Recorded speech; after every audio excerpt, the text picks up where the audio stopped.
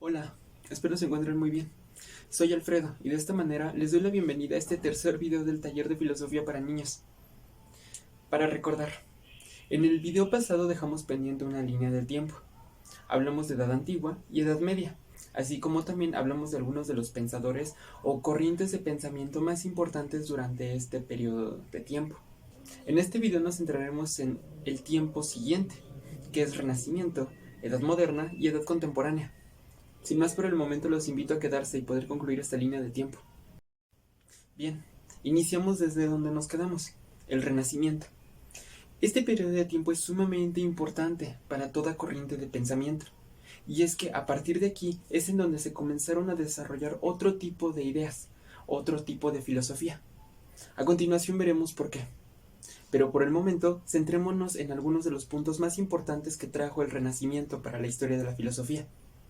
Bien, en primera instancia podemos mencionar que en el Renacimiento se comenzó a registrar una serie de ideas que buscaban emancipar al ser humano o cualquier acción que éste tuviese del pensamiento religioso.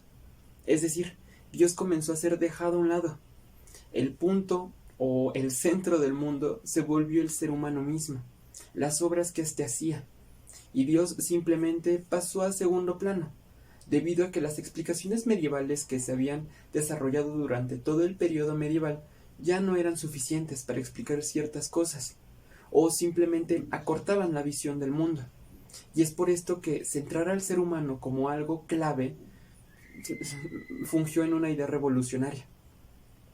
Algunos de los máximos representantes del Renacimiento son Giordano Bruno, Nicolás de Maquiavelo, Erasmo de Rotterdam o Tulia de Aragón, por ejemplo. Algo sumamente importante de este periodo de tiempo es que proliferaron mucho los escritos de filosofía política o de ética. Si bien todavía se seguían tocando otros temas, es bastante interesante cómo el Renacimiento sirvió para potencializar este tipo de escritos.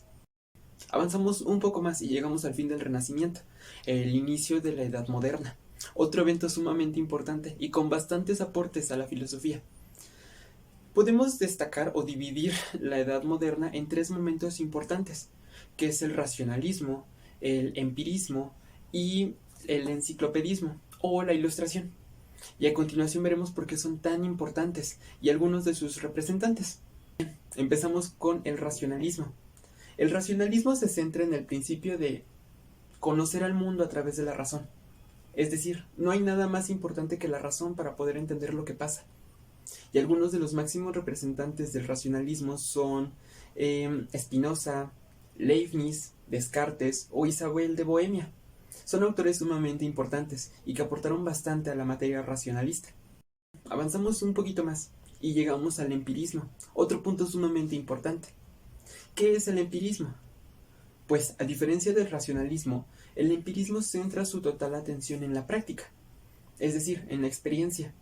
Es necesaria la experiencia y todo lo que ésta conlleva para poder entender el mundo, para poder conocerlo.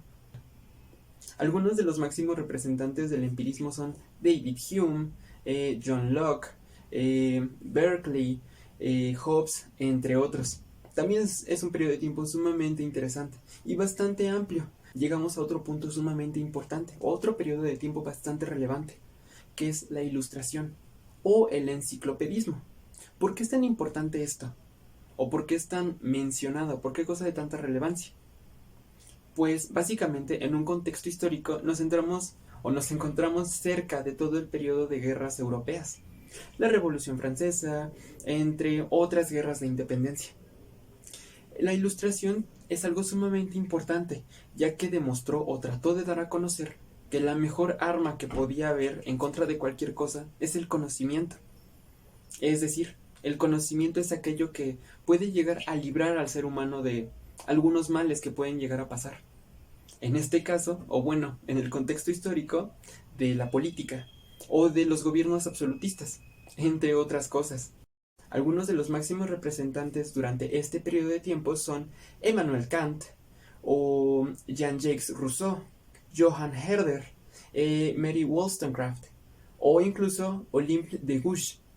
Son autores y autoras sumamente importantes, ya que cada uno contribuyó a este periodo de tiempo, creando una reivindicación entre lo que se tenía que aceptar y lo que no era deseable o no era tan apto que continuara. En este caso, la política, ciertos aspectos absolutistas, entre otras cosas. Ahora, nos encontramos en otro periodo de tiempo sumamente importante, y el más extenso, diría yo. Se extiende hasta nuestros días. A lo largo de todo este periodo de tiempo se han presentado y se han desarrollado distintas corrientes de pensamiento ideológico. Más exactamente hablando, filosófico. Y algunos son sumamente importantes. Algunos son nuevos o otros suponen la recuperación de ideas filosóficas anteriores.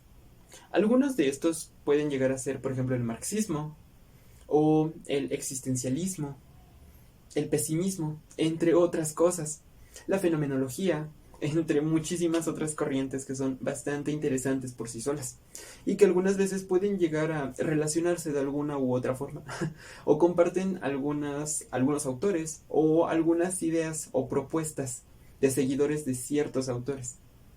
Pero bueno, esto lo dejaremos para otro momento. Por el momento, centrémonos en algunos de los autores y autoras más importantes durante todo este periodo de tiempo. Al ser algo sumamente extenso, procuraré hacerlo lo más resumido posible, limitándome a solo mencionar algunos de los autores o autoras más importantes dentro del aspecto filosófico, así como también llegar a mencionar algunas de sus obras, para no hacerlo tan pesado. Pero bueno, comencemos. Bien, empezamos con autores sumamente importantes y bastante interesantes: Schelling y Hegel. Sin lugar a dudas, Hegel marcó una diferencia, marcó el inicio de algo, de todo lo que viene en la edad contemporánea.